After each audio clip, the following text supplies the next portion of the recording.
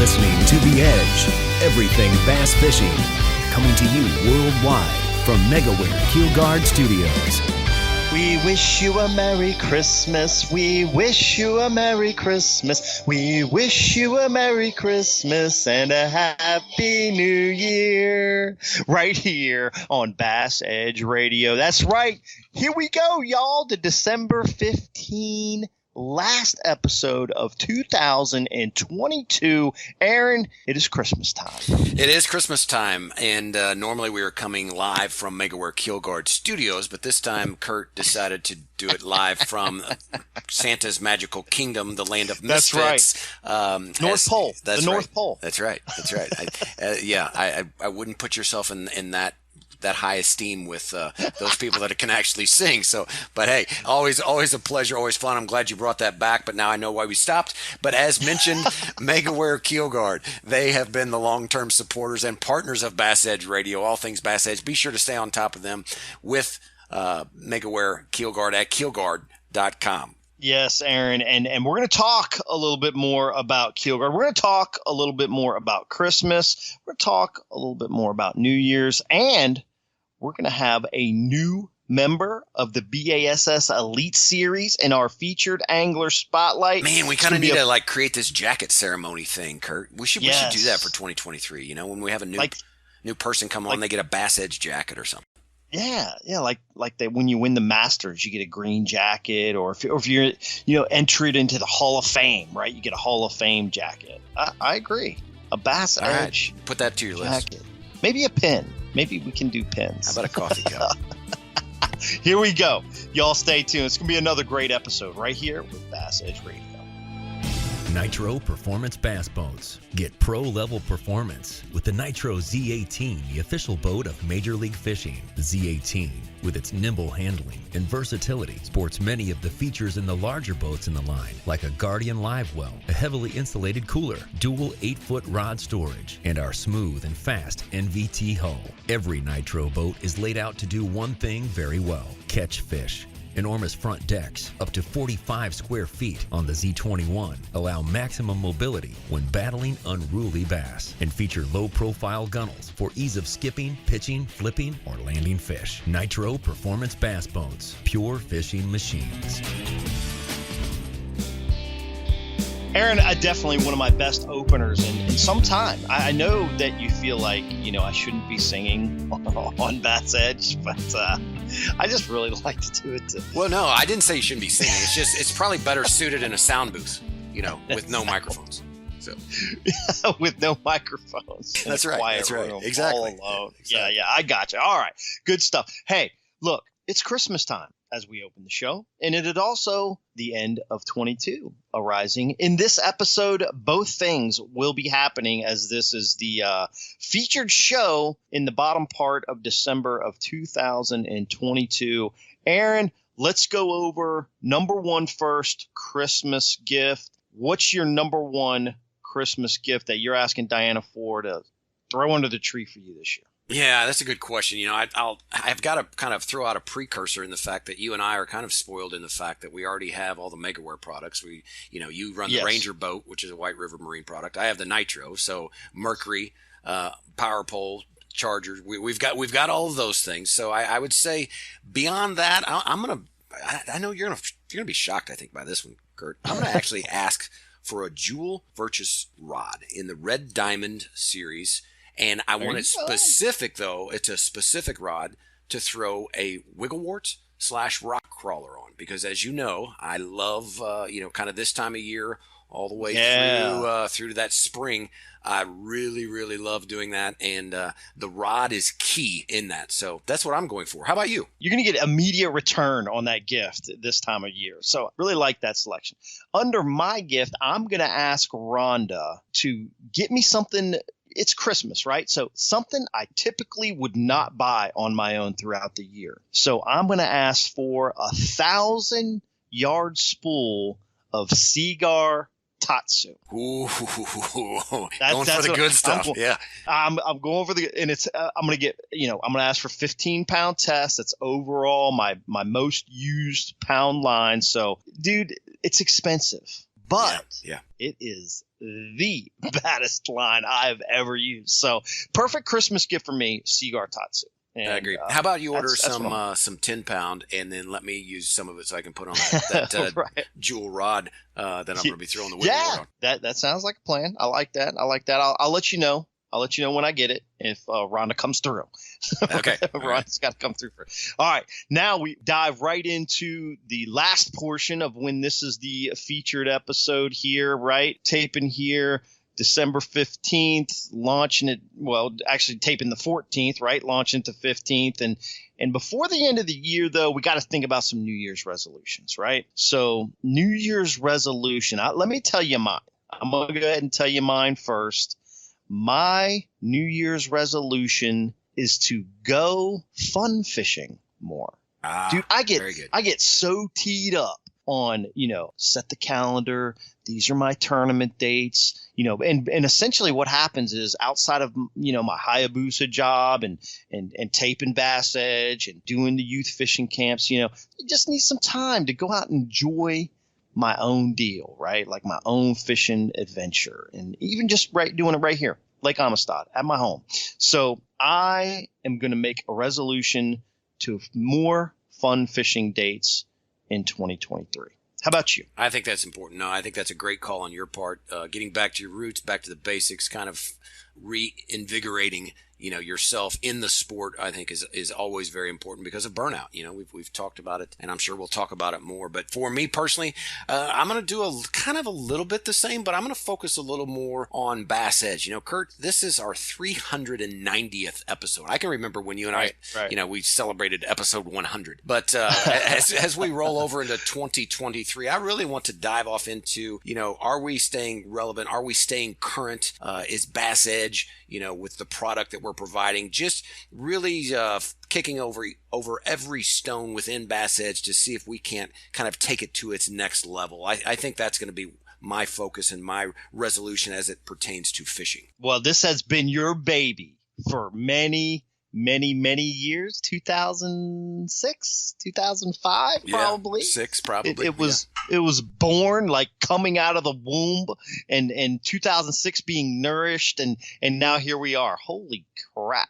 The end of 2022. So, man, I get that. It's a great resolution. I look forward to seeing what you have in store in your vision and back of that mind of yours. But until then, well, I hate to tell you, you're going to probably be the first to know because you're going to have to help me do it. So anyway, we'll talk about that apparently. But we're going to continue on to our featured angler spotlight, and kicking off the last episode, we've got a rookie, an Elite Series rookie in the house. Y'all stay tuned to get to know this angler we'll have on the show. It could be a 2023 Bassmaster Elite Series angler. Hang tight, BassEdge Radio. Be right back. This is MLF Pro Circuit title champion Jimmy Washam. This is professional angler Andrew Upshaw. This is BASS Elite Series champion Brian Schmidt. This is BASS Open champion Nick LeBrun, right here on BassEdge Radio. You know the importance of protecting your investments, so why use anything else other than the original and toughest DIY keel protector for your boat, Megaware KeelGuard. Grinding sand, abrasive rocks, and concrete ramps are no match for our exclusive contoured edge and patented technology. Megaware KeelGuard keel protectors are made tough and made to stick. Their do-it-yourself installation takes less than an hour, providing the longest-lasting, most dependable keel protection for your boat, guaranteed for life. Developed specifically by boat builders offering the best keel protection in the industry. Also from Megaware KeelGuard, Skeg Guard, Flex Step Pro, and Pontoon Guard. So give your boat the performance edge. Put on the protection the pros pick. Megaware KeelGuard. And we got ourselves a newbie in today's show. That's right, a rookie in the 2023 BASS Elite Series. Man, qualifying for the BASS Northern Opens in 2022, actually winning that division's Angler of the Year. And I'm going to go ahead and throw out a seasoned Open angler join the ranks in these Elite Series in 2023. We'll find out what makes this rookie tick and look forward to learning more about this Connecticut angler. That's right. Welcome to the show, Alex Wetherell. Thanks for being on the BassEdge Radio today with us, Alex. Yeah, thank you very much for having me, guys. I appreciate it.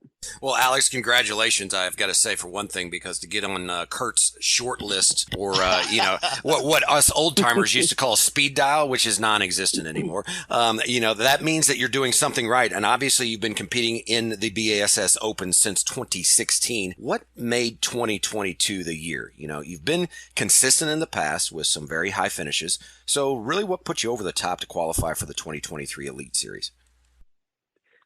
Finally having 3 good tournaments in succession, because as you mentioned, I've had some good events before, and I even had one year where I had I think a 4th, a 5th, and then 6th, but there was a 128 in between those. And so, yeah, just finally I was able to, I think, really just learn a lot from over the last couple of years, learn how to practice accordingly. That was a big thing for me, because I've had terrible practices and I've learned to turn those into good events. And in the very first event in Virginia on the James River that I led, I had a terrible practice, but I think I've learned how to eliminate water, and I've learned a few other things over the years, fishing the Opens, and I think that all kind of accumulated into finally having a good, consistent season. Alex, you're from up there in Connecticut. You probably have fished the Connecticut River quite a bit, a tidal fisher. You mentioned right there about catching them on the James River.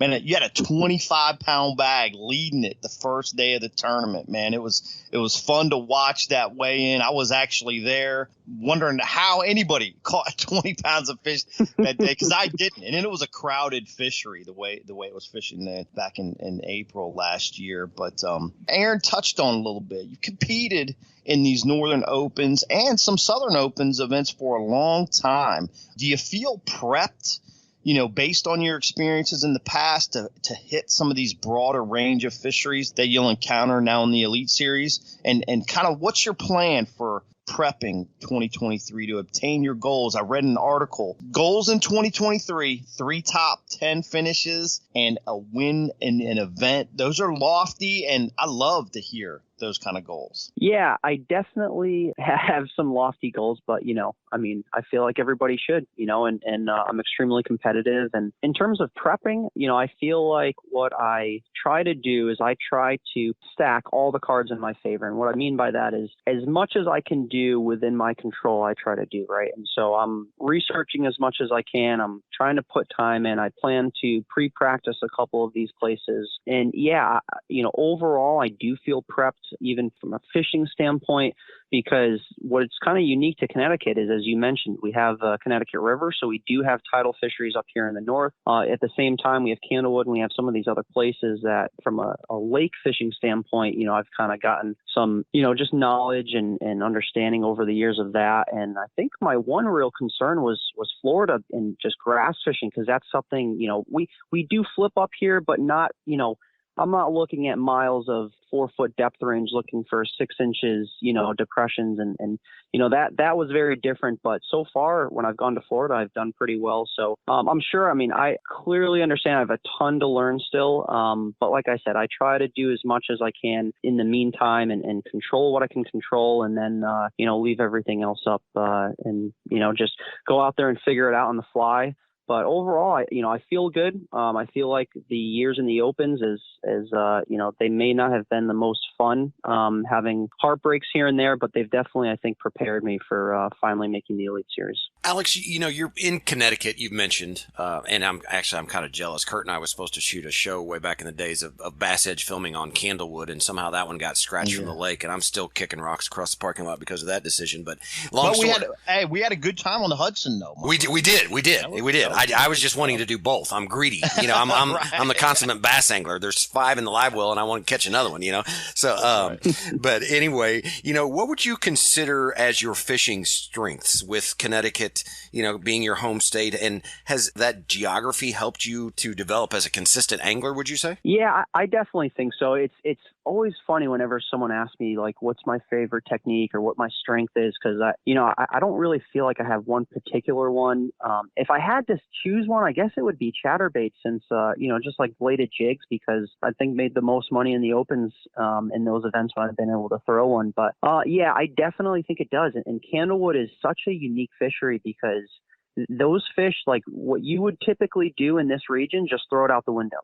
Like the smallmouth especially, like they just are very different. I always joke around that they have, they went to college and they have PhDs because, they seem to be very smart fish. And yeah, I definitely think even from a pressure standpoint and just understanding, tough conditions, that has definitely prepped me for that. But at the same time, it is a pretty incredible fishery because especially this year in general, it took multiple 23 to 28 pound bags for 5 fish on a 5,000 acre lake, which is pretty unheard of. That's phenomenal, dude. There's a lot going on up there in the Northeast, more than what the general angler down south would really understand, because you've got the vegetation and just, like the Connecticut River, for example, you'd think kind of like a rocky deal, but I won't say it's swampy, but it's definitely got a lot of vegetation, a lot of current oriented stuff, which helps in those regards. And then the lakes that you talk about there that you can, catch giant bags on. Right. So it's a cool place to do. And when I looked at the Elite Series schedule, obviously you got a couple events right up there. I don't want to say they're your backyard, but I would say some home fisheries, maybe like St. Lawrence and Champlain. Have you been able to spend a lot of time up on those bodies of water as well? I've spent some time. I definitely have a lot more time to put in there and learn those places. But, it is nice if I'm going to go spend a weekend somewhere where those are 4-hour drives, which are definitely more home lakes than, say, a 26-hour drive to the Sabine or something like that. That's right. But yeah. Champlain's an incredible fishery. So is the St. Lawrence, and to have both of those within 4 hours of driving that's definitely a nice thing. And I've gone there and fun fished most the last 5 years in the fall up there. So I'm starting to learn it, but those are big places too. Yeah, absolutely. It's going to be good that you're around the house a little bit more. That'll be a real nice change for sure. I know traveling all over the country for some of these events, it can get daunting at times. So when you have a few close ones, it makes life a little bit easier, man. I feel like you've got a great foundation to be successful for years to come on the Elite Series, man. I met you just a few weeks ago at a tackle distributor show, and many fans don't know that you're a big part of the lure company Lunker City. What have you taken from your experiences working in the tackle industry to kind of prepare you for the business side of this endeavor as you become a national tour angler on the Elite Series? Yeah, so it's been a really cool experience up to this point, right? So like Lunker City, which I'm sure everybody knows from the Sluggo back in the day when everyone used to throw that. And, I used to work at Cabela's for 7 years in the fishing department, and that taught me a lot about the retail side of the industry and about, just product packaging and the way it looks on the peg in the store and that whole side of it. And then I switched over and started to work at Lunker City about 5 years ago. And that was really cool because now I got to see the manufacturing side of it, right? And it was almost like putting those pieces together. And so now, we were just able to just improve on some things and just take, some of the great products that we have and start to build on those. And it's really nice from a business standpoint and just working here where we can go out, fish, the open, and then come back and say, hey, I think we should make this jig head or we should make this product. And, the next day we can start working on it. So it's been a really cool experience seeing both sides of that industry. And I've gotten so much knowledge just from that, seeing the manufacturing process to selling to, a tackle store to then seeing it in the store itself and understanding what customers are looking for and, what colors sell well and, the whole spectrum. So it's kind of given me a unique look that I don't think too many people get the opportunity to see. Yeah. Let's expose that a little bit real quickly. Lunker City, what are some products that Lunker City has developed that are some of the best sellers and people are really gravitating towards some of those products that you see? Yeah. So believe it or not, I think we're talking 30 plus years in business now at Lunker City, and the Sluggo still sells very well. And it sells all over the world because we're actually a global company and there's, we have the saltwater side, we have the freshwater side, but on the freshwater side, the Sluggo still sells well. The finesse fish sells really, really well, especially not just for bass guys, but also for walleye guys. And then, the Osmo is a really cool looking creature bait. One of my favorite products is the swimming ribster, which is what I use as a trailer on all of my bladed jigs just because it's durable. I've caught a lot of big fish on it, and just I've got a lot of confidence in that. And then on the terminal side, that new Titan jig head that we came out with, I'm really, really, really happy with. And one thing I'll just throw out there is that Lunker grip. So all of our jig heads have what I would consider like 10 or so small barbs on there. And so it doesn't tear up the jig head when you put it on there, but it holds it almost as good as super glue, and this plastic kind of forms around it.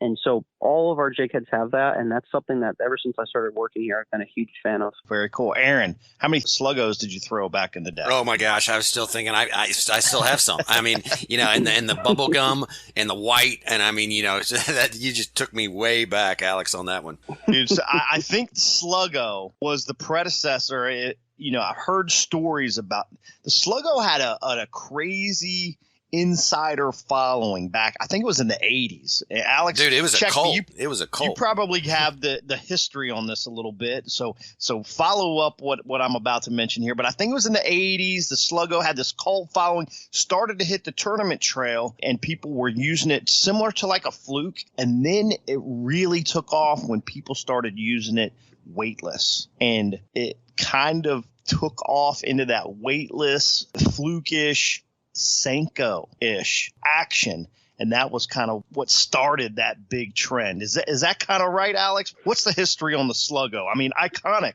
lure in bass fishing. Yeah. So what Herb, who's the owner of the company still, has told me is that he started it back in his garage, and it was basically just a lot of hard baits, and it was mostly hard baits at that time. And so he started playing around, pouring the soft bait and then put those little joints in there. And I guess what he started doing was just in his local tournaments around, Connecticut, started throwing it. And there was a very, when you're throwing a lure and you can tell when there's a very distinct difference of, how well that outperforms everything else. And so some guys started to recognize that, and they started asking for a couple. And next thing you know, he's, making them out of his garage. And what he was telling me was every time that he built a production mold to, try to keep up with demand, by the time that production mold got made, he already needed 3 more to keep up with it. And, he would tell me stories where, selling to Japan, they would fill up an entire tractor trailer full of Sluggo and send it over there. And by the time he got done with that, they were already ordering another one. It was, it was pretty crazy. And it definitely seemed to open up that entire genre of, soft jerkbait fishing. Yeah, absolutely, man. Great story. Appreciate you sharing that, man. Alex, we got to go and power pole down for a quick break. Y'all hang tight. We're going to be right back after these messages from our partners with BASS Elite Series rookie Alex Wetherell. Patented in 2000, perfected over years of testing and real-world punishment, the Power Pole is the ultimate shallow water boat positioning tool. Swift, Power Pole deploys in seconds from anywhere in your boat. Virtually silent, Power Pole won't spook wary fish. Secure in strong current or gusting winds in up to 8 feet of water. Engineered to take it with a lifetime unconditional replacement guarantee on the spike. Power Pole, swift, silent, secure. Visit powerpole.com to find a dealer near you. The BassEdge Christmas Edition is presented in part by Mercury Marine, returning with 2023 BASS Elite Series angler Alex Wetherell.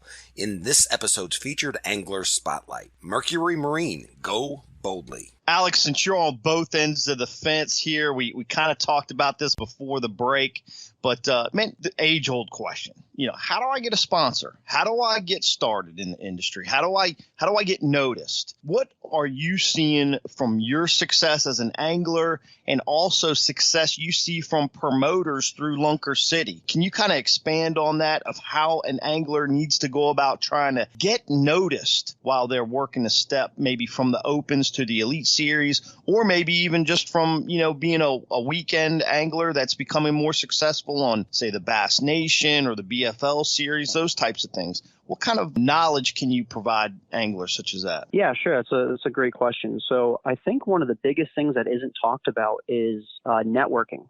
And networking as in just going out and meeting people, getting to know people, starting to build relationships, because I feel like that is so, so important. And yet it is so, just not talked about at all. Right. And so, I mean, even us, just meeting a couple weeks ago opened up the opportunity for this. Not that I was looking for that. Right. But it's just getting to know people, that opens up the door for other things. And Yes, winning and doing well in tournaments is important, right? Yes, moving product is important because at the end of the day, you don't need to be successful in the tournament scene. You need to be able to move product. And that's what, companies care about is that bottom line. And, creating content and, all of those things play a factor, yes, but I feel like networking is so, so important.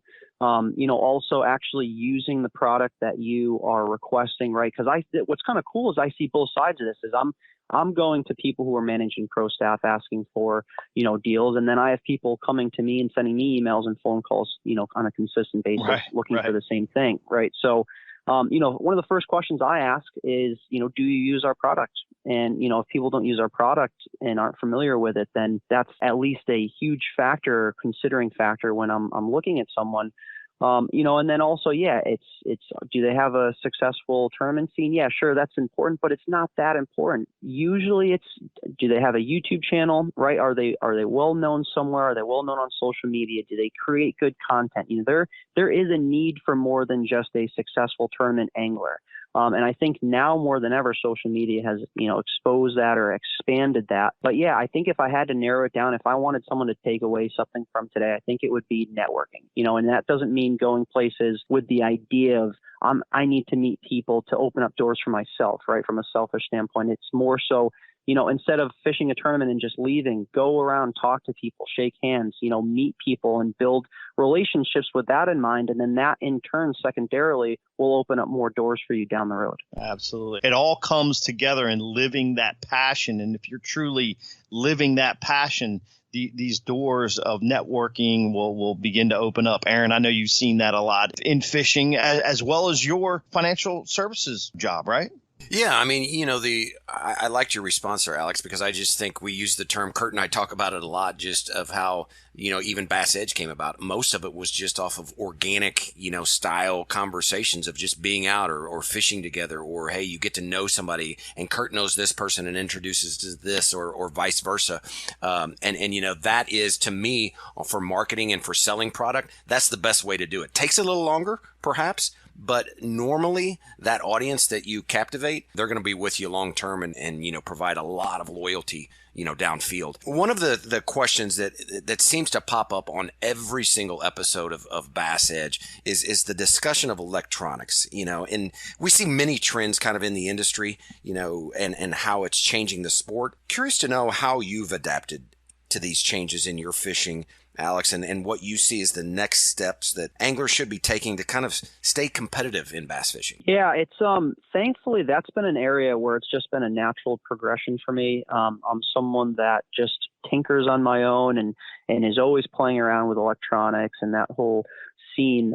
So for me, it's just been a natural progression of, and what has helped a lot for me is I've always stayed with the same brand, right? So in the very beginning, I was using a Humminbird 997, and then I just continued to slowly upgrade from there, and then eventually met someone there and built relationships, and now they're one of my sponsors. But just going from one single unit, right, and we're just looking at 2D and trying to drop down on fish and playing video games, right? Back in the day, like I say back in the day, but it really was just a couple years ago, 5-10 years ago when that was happening. But yeah, just going from that and people thinking like that is a big deal, and your electronics, to now expanding to 360, and then the side imaging came out before the 360, and now it's the Mega Live, and so it's just been I'd say a very steep slope in the last couple of years, to your point. But at the same time, now more than ever, someone can go on YouTube and they can find 10 how-to videos, where 5 years ago that wasn't really available. So you were kind of figuring out on your own. So what I would say to anglers is, these electronics are going to be here. They're here to stay, right? And it's really beneficial to the angler, because 10 years ago, all you had was 2D before even, side imaging came out. And so you couldn't go down a lake and learn a whole section of it in one day. And now you can. So it saves people a lot of time. But yes, at the same time, there's a lot of available information online with social media, with YouTube and videos. And so spend the time. And this is what I tell people, same thing with techniques. If you want to learn a technique, same thing with electronics. Go out for one day and just spend time learning your electronics, watching videos, learning how to, this is one thing that I talk about when I do a seminar for electronics, is from lake to lake, the bottom changes, right? And so the settings change. So when you're fishing Candlewood in Connecticut and then you go to the Connecticut River, those settings and that bottom is going to be a harder or softer. Those settings are going to change, and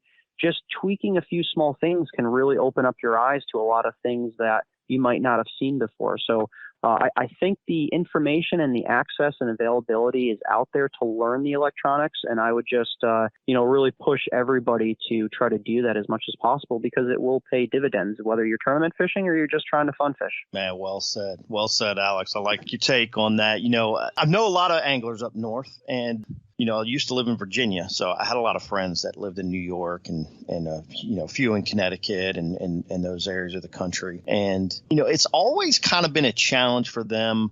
I've seen in the past when the Elite Series starts earlier than what they're used to getting out and fishing, right? Like, dude, it's still freaking crazy cold in January and February up there. And all this, you're getting boats ready and getting things rigged, and you're getting ready to start the Elite Series season. And all of a sudden you jet south and, man, it's upon you. Like, competition is beginning. Will you take any additional steps to kind of what I call knock the rust off before the Elite Series season starts? Or what's your take on, do you have that issue where you got to kind of knock some of the rust off, even fishing the Southern Opens and the Northern Opens in the past several years? Do you feel like you got to get out a week or two or so ahead of time and just kind of make sure everything's keyed up, working right? Yeah, I mean, certainly to some degree. And I'll just say this, it is very nice to go from walking outside to 3 feet of snow to walking outside in shorts and a t-shirt. So I have no problem going south in January. But yeah, I've definitely seen it where when you're fishing back-to-back events, or you're fishing just in succession from one lake to the next, you kind of get into a rhythm. And so it would definitely be nice fishing against the best anglers in the world to already be at that point where I'm fishing in a rhythm. So yeah, I plan to pre-practice at least one of those Florida lakes before the cutoff. I'm going to head down there and fish for a couple of days and try to check out Okeechobee and Seminole, since I've never been to either one of those. So yeah, and I think hopefully that, as you mentioned, will help me kind of knock the rust off and just try to get prepared for what's to come, and that schedule that is going to be kind of nonstop once that starts. Yeah, they're blasting it out this year. A lot of back-to-backs, which I used to always like the back-to-backs. Like you said, they kind of keep you in that rhythm, especially if you can get out there a couple weeks before or a week before you actually start hitting these lakes, and or get into a back-to-back scenario, because the last thing you want to do is kind of have a squirrely hiccup, as you've seen in the past years previous to this year in the Opens, where you might have had an engine issue or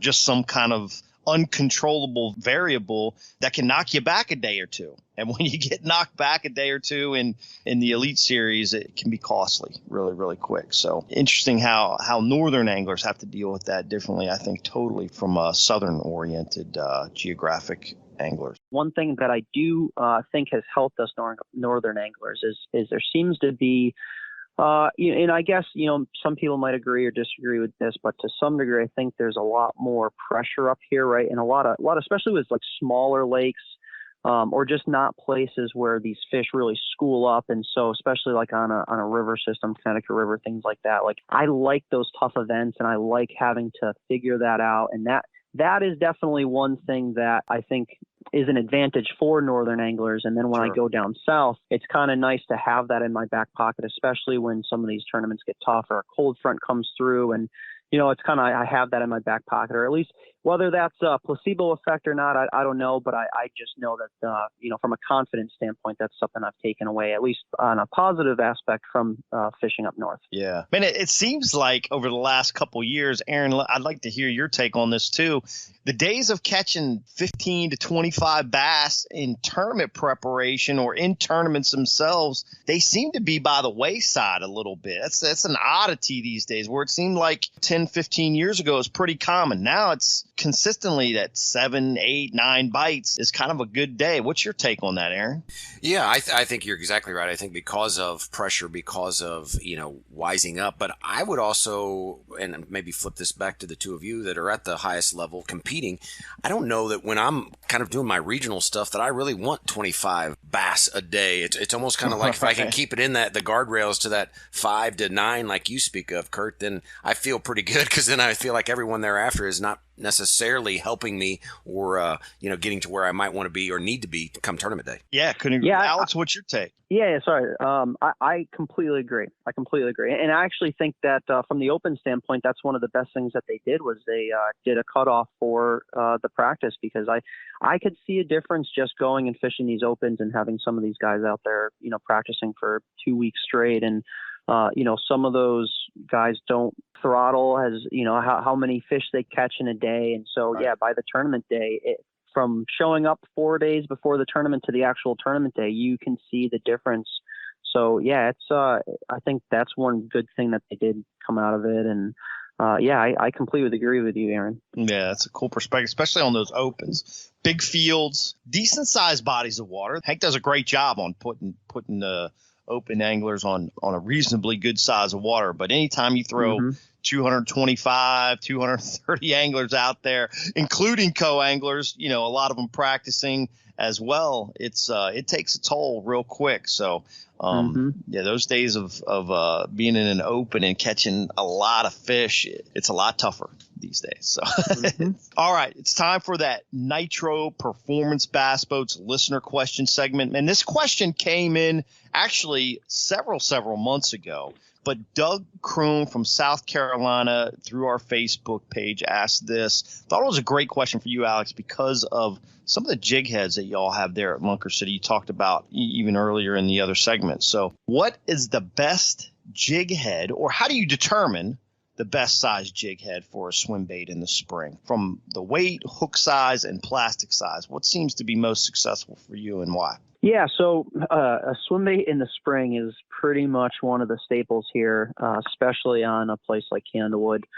And what I'm looking at is the depth. I'm looking at how deep I'm fishing, right? And so for me, typically it's going to be a 3/8 ounce size. That's actually part of the reason why we created those Titan jig heads, because I wanted a nice painted jig head. It actually has the weight imprinted on it, so I'm not guessing what size I'm looking at if I do want to switch in the spring, because a lot of times in the spring you could be up shallow or you could be out in 25 feet of water. So for me, a 3/8 in the spring just in my region is a really nice size. I can fish it slow enough because you want to keep it near the bottom.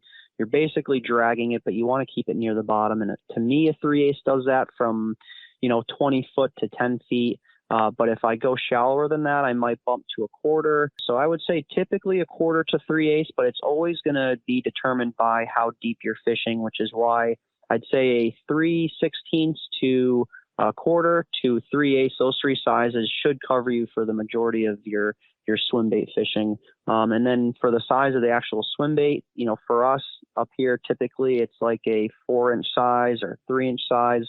It seems like as those fish get a little wiser, they like something a little smaller, but you're always kind of balancing that with trying to look for a bigger bite, and bigger baits get bigger fish typically. So, I would say if I had to choose one, it would be a 4-inch swim bait on a 3/8 ounce jig head. That's my confidence bait. Love that. Let me throw this at you. I noticed the Titan jig heads have a really nice 90-degree bend. Oftentimes, anglers don't really think about what degree the line tie is, right? That's kind of what I'm referring to for everybody out there listening. But when do you like, or do you ever like a 60-degree angle versus a 90-degree angle? Or is it just 90 all the time? And if you could just expand a little bit on what your thought process is there. Yeah.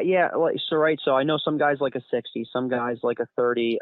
Typically, I'll throw 90, but I think there are times, and I think part of that for me comes down to where I'm fishing. If it's more grass related, then I'm more prone to going to, say, a 60-degree one. But if I'm around rock, I kind of like that 90-degree. I like to keep that eyelet out of the rocks and from getting pinned in there. And it just seems like I get hung up a little bit less. So for me, the size is depth related, and then the structure, right, if it's rock or grass, is what determines the eye angle. Wow, great stuff, Alex. That was the master's version there, and appreciate you answering that question. Doug, we need one more thing from you, I should say, and that is simply log on to BassEdge.com, click the Claim Your Prize tab, fill out the information letting us know that you heard Alex. Answer your question right here on episode 390, and we will send you that Midway USA gift card where you can buy all things fishing and all things outdoors. That's right, Bass Edge Nation. Remember, we keep posting on our social media about the Midway USA gift card. All you've got to do is comment below your question that you'd love to hear on the show answered by one of our guests. We will get that done for you, and you could be the winner of the next Midway USA gift certificate right here from Bass Edge Radio. Well, Alex, as mentioned, very exciting to see where this new adventure will be going for you in 2023 and beyond. Curious, anything you want to leave Bass Edge Nation with as we shut down the last episode of 2022? Yeah, I just, first off, I just want to thank you guys for having me on. And I am really, really looking forward to fishing the Elite Series next year. I'm a rookie. I got to go out and prove myself, but I'm excited. I'm looking forward to it. And, I can't stress enough how much, it's a dream come true for a kid that's been wanting to do it since he was, single digits in age. Yeah, that's awesome, man. Well, like I said before, and I backed this up, and I think you're going to back this up. And you got the foundation to be super successful out there. I'm looking forward to watching you. Man, I'm going to be a fan in 2023 cheering you on. So best of luck out there in the Elite Series. Y'all hang on right here. Aaron and I got some last comments on this episode after this quick break. Stay tuned right here, Bass Edge Radio.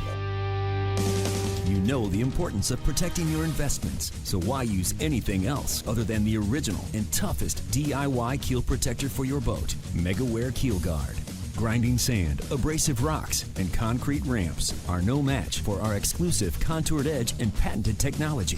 Megaware KeelGuard keel protectors are made tough and made to stick. Their do-it-yourself installation takes less than an hour, providing the longest-lasting, most dependable keel protection for your boat, guaranteed for life. Developed specifically by boat builders offering the best keel protection in the industry. Also from Megaware KeelGuard, Skeg Guard, Flex Step Pro, and Pontoon Guard. So give your boat the performance edge. Put on the protection the pros pick. Megaware KeelGuard. The PowerPole Charge Marine Power Management Station is the most advanced system of its kind available on the market.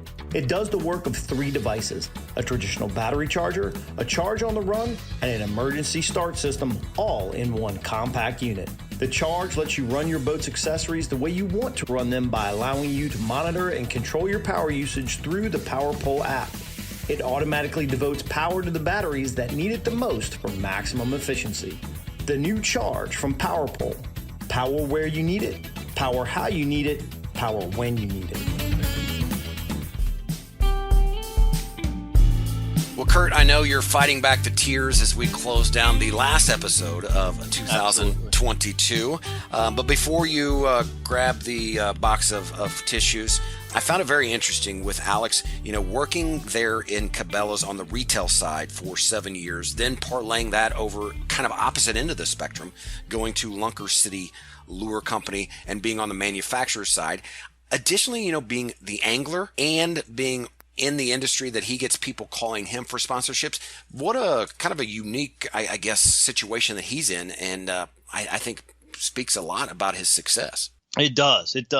I mentioned to him twice in the interview that I feel like he's got the foundation to be very successful in the Elite Series. Obviously, performance is going to be a key. He's going to need to work into working some of these new geographic areas that he hasn't spent very much time fishing in.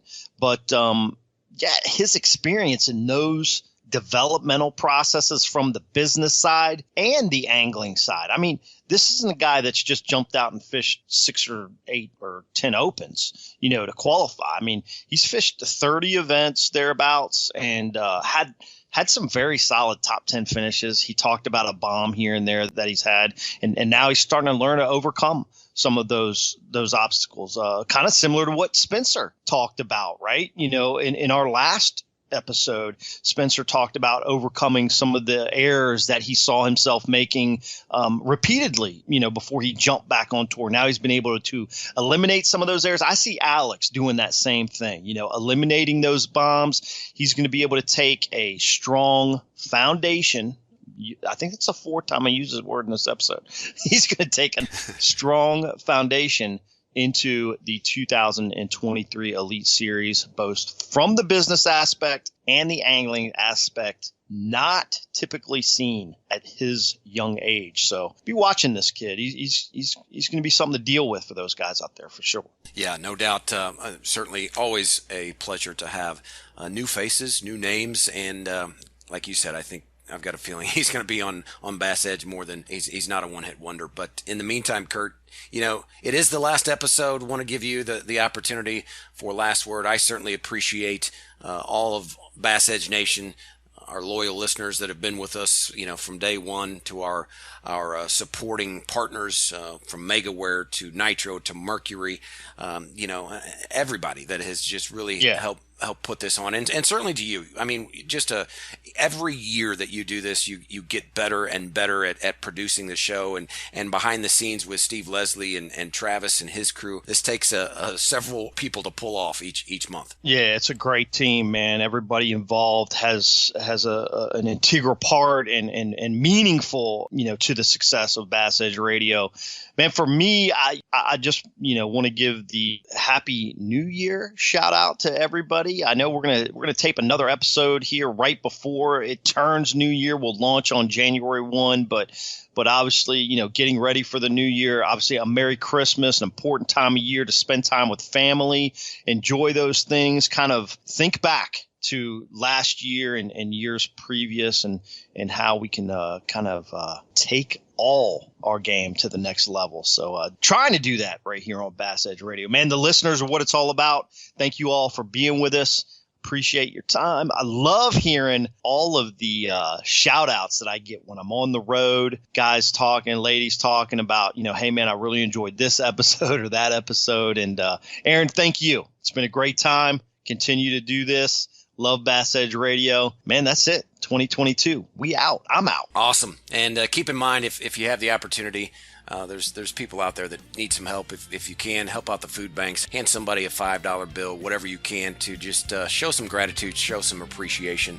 And certainly it will make not only their life and their day a little bit better, it'll make yours too. Kurt, again, thank you.